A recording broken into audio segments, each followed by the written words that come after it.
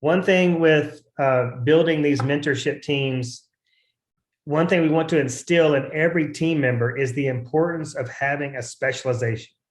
So Susan may very well end up developing a specialization in partnering with for sale by owners. She's already experienced how much help they need, how much they appreciate the help.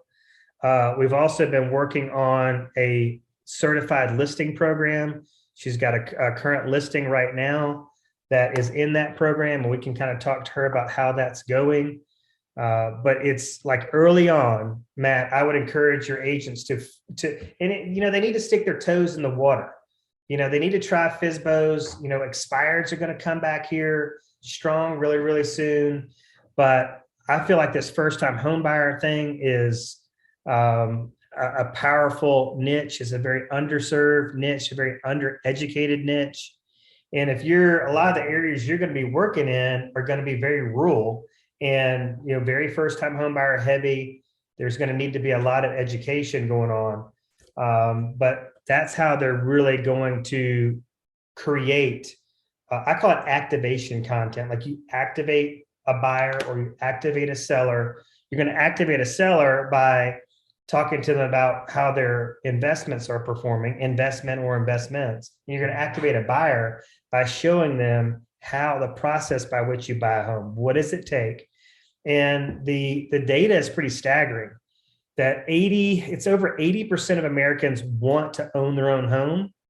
But over 50% of them feel like it's not going to be an attainable goal, or it's going to take them so long to save up to 20%. I mean, most of these folks believe it's going to cost 20% or more to buy a home. And so when you put content out there that says myth busting content, mortgage myth busting content, says, hey, you can buy a home for as little as $0 down, they're going to go, what? Nobody's ever told me that. So it's really a way to position yourself as an expert.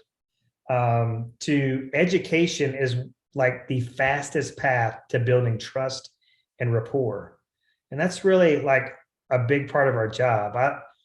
I like to say that we should have a mindset that we're journalists that just happen to sell real estate. We need to be reporting on what's going on. What's the national conversation? How does that trickle down to the hyper local conversation? What's the difference? So mortgage rates went from, in the 3s to the 4s to the 5s. What has changed as that go? What does that actually mean?